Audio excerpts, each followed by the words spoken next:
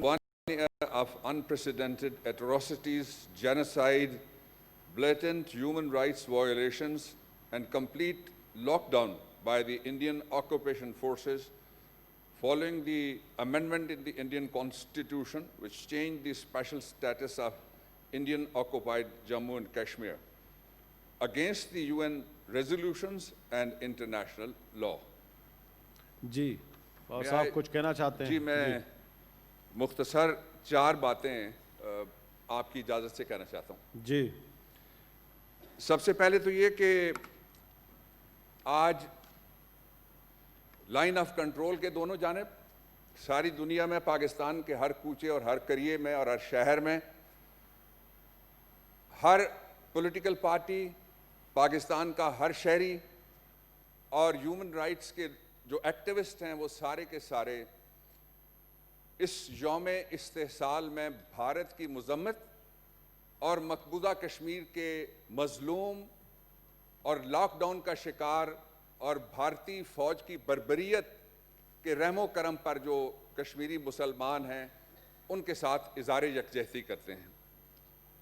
اس اظہار یکجہتی کے لیے میں آپ کا شکریہ ادا کرتا ہوں، پورے سینٹ کا شکریہ ادا کرتا ہوں کہ آج یہ خاص اجلاس منعقد ہوا، اور میرا احساس ہے کہ ہم پولیٹیکل ڈیوائیڈ میں اپنی اپنی سوچ رکھنی چاہیے اور اپنا اپنا نقطہ نظر رکھتے ہیں جو جائزہ رکھنا اجازت ہے، قانون کہتا ہے، آئین کہتا ہے، فریڈم آف ایکسپریشن ہے. لیکن آج کے دن ایک متفقہ، متحدہ، مشترکہ اور یکجہتی پر ایکے پر مبنی ایک پیغام دینے کے لیے 3 جگہ ہم جمع ہوئے ہیں. پہلا، انٹرنیشنل کمیونٹی کو جو سو رہی ہے مقبوضہ کشمیر کے حوالے سے، جتنے بھی مظالم ہیں ان کے حوالے سے، اور بین الاقوامی ادارے. دوسرا، بھارت کو کہ کشمیر پاکستان کی شہرگ ہے، کسی قیمت پر، کسی حالت میں، کسی طریقے سے بھی پاکستان کشمیریوں کو نہیں بھولے گا اور کشمیر کی آزادی تک نہیں بھولے گا. اور جو اس کا آخری پیغام ہے نیشنل یونٹی کا، نمبر 3 جس کو میں کہتا ہوں، وہ ملک کے اندر وہ لوگ جو آج اس ہاؤس آف فیڈریشن کی طرف، آپ کی طرف، ہم سب کی طرف دیکھ رہے ہیں، ان کو ایک پیغام دینا ہے کہ when there's a need of the nation, when there's a call of the country, we can stand united always. دوسری بات، پاکستان کی ریاست نے ان 2 دنوں میں 2 اقدامات ایسے کیے ہیں جو ڈیکلریشن آف انٹینٹ ہے آزادی کشمیر کا پاکستان کی ریاست کی جانب سے. ان میں سے پہلا قدم یہ ہے کہ کشمیر جانے والے سارے راستے اب شاہراہ سری نگر کہلائیں گے، اور آزادی کی منزل سری نگر کی آزادی تک، انڈین آکوپائیڈ کشمیر کے جتنے بھی علاقے ہیں ان کی آزادی تک، یہ منزل کا سفر وہ کسی قیمت پہ بھی پاکستان اور اس کی ریاست اور اس کے عوام کھوٹا نہیں ہونے دیں گے. دوسرا جو حصہ ہے جناب چیئرمین، وہ یہ ہے کہ انڈیا سرزمین بے آئین ہے، اور یہ کوئی پولیٹیکل ریٹرک میں نہیں کر رہا. ان کے جو فاؤنڈنگ فادرز تھے انہوں نے ایک اپنے لیے ایسا آئین بنایا جس میں سب کی گنجائش انہوں نے رکھی، لیکن سکھ قوم کے ساتھ ڈنڈی ماری. ان کے آئین میں لکھا ہوا ہے کہ سکھ بھی ہندو ہی سمجھے جائیں گے. کانسٹیٹیوشن میں یہ اردو میں اس کا لفظ بلا تقریباً ترجمہ میں نے آپ کے سامنے وقت بچانے کے لیے رکھا. لیکن اس سرزمین بے آئین نے جو مقبوضہ بھارتی مقبوضہ جموں و کشمیر ہے، اس کے سلسلے میں کانسٹیٹیوشن امینڈ کر کے پیغام دینے کی کوشش کی دنیا کو کہ وہ اقوام متحدہ کی قراردادوں کو تسلیم نہیں کرتے، بنیادی انسانی حقوق کو تسلیم نہیں کرتے، اقوام متحدہ کے UN کے ہیومن رائٹس چارٹر کو تسلیم نہیں کرتے، یورپین یونین کے ہیومن رائٹ چارٹر کو تسلیم نہیں کرتے. اس کے مقابلے میں آپ کی ریاست نے کل جو پاکستان کی نئی میپنگ انڈر دی لا، اس کے مطابق جو نیا نقشہ، جو اصل نقشہ ہے پاکستان کا، اس کو تیار کیا مصطفیٰ ایمپیکس کیس کے مطابق. سمری گئی وزارت پارلیمانی امور سے، کابینہ نے اس کو متفقہ طور پہ منظور کیا. وہ نقشہ پارلیمنٹ سے بھی منظور ہوگا. اور اس میں جو میں آخری جملے 3 کہنا چاہتا ہوں جناب چیئرمین، وہ یہ ہیں کہ جو پارٹیشن آف انڈیا کا جو انفلفلڈ پورشن تھا، جس کو تکمیل پاکستان کا ایجنڈا کہنا چاہیے، وہ پورا کیا گیا ہے. اور تکمیل سرکریک پاکستان کا ہے، سیاچن پاکستان کا ہے، جموں اور کشمیر پاکستان کا ہے، لداخ پاکستان کا ہے، اور جوناگڑھ جس کے رولر نے پاکستان سے ایکسیشن کی، بھارت نے قبضہ کیا. اس لیے یہ پیغام ریاست کا نہ صرف ڈیکلریشن آف انٹینٹ ہے. ایک قدم آگے بڑھ کے میں پھر نظم میں چند باتیں کہنا چاہتا ہوں آپ کی اجازت سے. اور وہ قدم یہ ہے کہ اب اس مسئلے کے اوپر جب بھی گفتگو ہوگی، جس فورم پہ بھی گفتگو ہوگی، جس طریقے سے بھی گفتگو ہوگی، جس لیول پہ بھی گفتگو ہوگی، پاکستان کے کمپلیٹ نقشے کے مطابق، نئے میپ کے مطابق پاکستان کا موقف سامنے رکھا جائے گا. اور جو مقبوضہ کشمیر کے حالات ہیں اور وہاں جو جذبے ہیں غازی خاندانوں کے اور شہیدوں کے قبرستانوں کے، ان کے بارے میں عرض کرتا ہوں کہ میرے کشمیر، اے وادی محتشم تجھ پہ جب سے پڑے غاصبوں کے قدم، تیری تاریخ قصہ جور و ستم وادی مہرباں ہے کہ جنت نشاں. تیرے رنگین جلوے کدھر کھو گئے، تیرے بربت کے نغمے کہاں سو گئے، تیرے آنگن صدا قیامت بپا، تیری ندیوں کے پانی ابلنے لگے اور چناروں کے سائے بھی جلنے لگے. پھر تیری جھیل ڈل خودیں آدم سے تھل، سینکڑوں بے کفن لاشیں تجھ میں نہاں ہو گئی خاک سرسبز وہ کھیتیاں جن میں آتی تھی یہاں ام کی داسیاں. اور جان دے کر جو حق سے ادا ہو گئے، وہ جو عظمت پہ تیری فدا ہو گئے، تیرے بیٹے جوان اور تیری بیٹیاں، ان کا خون رائے گاں جائے ممکن نہیں. ظلم فاتح ہوا کیسے کر لوں یقین، یہ سلاسل کا شور اور یہ غاصب کے طور خون شہداء کی سرخی مٹا پائیں گے، حق پرستوں کے جذبے دبا پائیں گے. کب تلک ہے فلک آدمی پہ ستم ڈھائے گا، دور بدلے گا کب وہ سمے آئے گا. ظلم حد سے بڑا، حق تنہا کھڑا، متحدہ کی آنکھیں ہیں بند، کام کچھ نہ ہوا لیک دعوے بلند. اور آخری بند ہے، صبر کیسے مگر ہم سے ہو چارہ گر، اٹھ پڑے ہم کہ دھرتی پکارے ہمیں، رو رو کہتے ہیں اپنے پیارے ہمیں. اٹھ جواں مثل آتش فشاں، اٹھ غلامی کی زنجیر کو توڑ دے، اٹھ کے تاریخ کو ایک نیا موڑ دے. اٹھ ذرا سارے جگ کو بتا، تیری دھرتی پہ غاصب نہ جی پائے گا، اپنے بارود میں خود ہی جل جائے گا، کشمیر بنے گا Pakistan.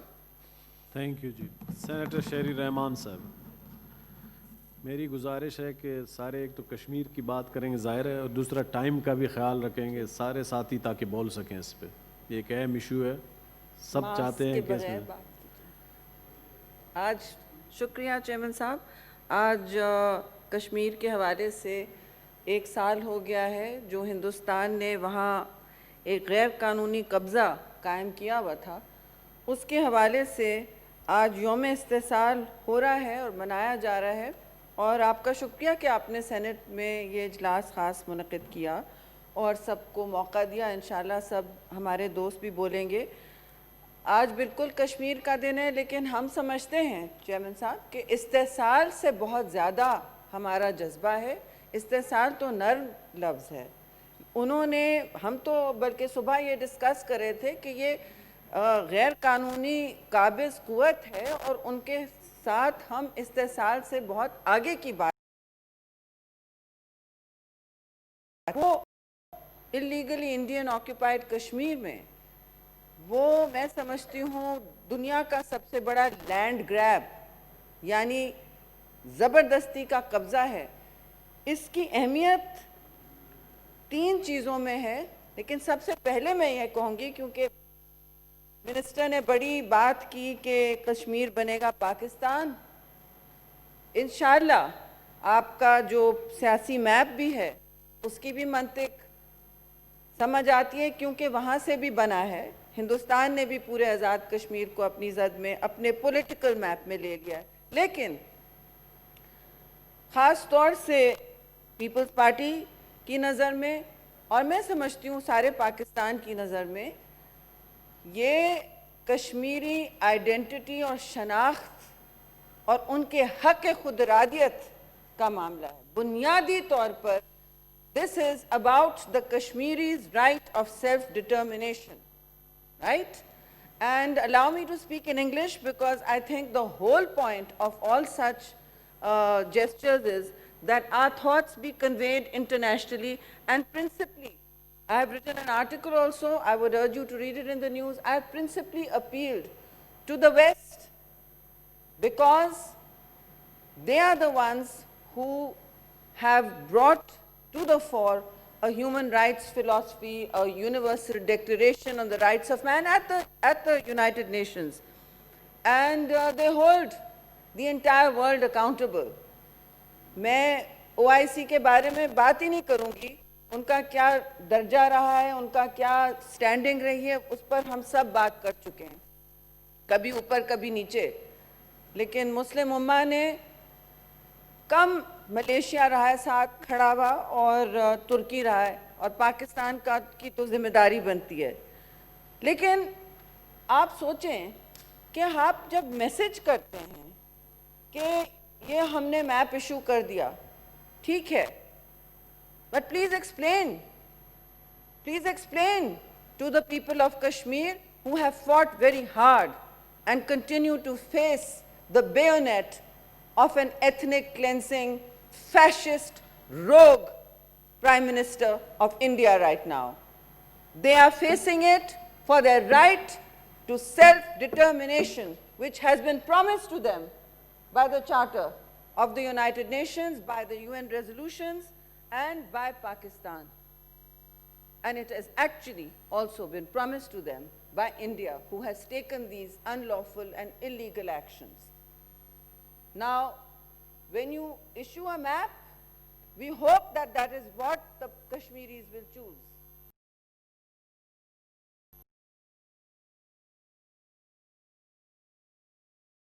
The political nature of the game. So I want to warn all our friends everywhere, even in Pakistan and internationally, all friends of Kashmir, that there is a clock on Kashmir right now. For many years, they have suffered and faced brutality, state torture, rapes. Now you have mass graves. Many human rights reports have come out, but they have been buried. What has happened? This last year, has been extraordinarily difficult for the Kashmiris. Why? Because not only were they already in a lockdown, then they had COVID-19. They have been in curfew. They have been unable to reach hospitals. They have been unable to speak out. And what has been happening for this one last year? ایک سال سے کیا ہو رہا ہے صاحب؟ ہاں, ان کی media کی بھی آواز بند کر دی گئی ہے. شروع میں جب بھارت نے یہ غیر قانونی کام کیا تو ساری دنیا کی توجہ مبذول ہو گئی تھی, ساری دنیا کی توجہ مبذول ہو گئی تھی, اور بھارت کو کا خود استحصال ہو رہا تھا. ہمیں تو اس سے بہت زیادہ کرنا چاہیے. بھارت کا اس وقت استحصال ہو رہا تھا. تو انہوں نے پھر کیا کیا؟ کووڈ کی آڑ میں انہوں نے میڈیا پر خاص طور سے کشمیر میں سخت قدغن لگائی. New laws have been created in India under the guise of COVID-19. Old laws have been quietly reformed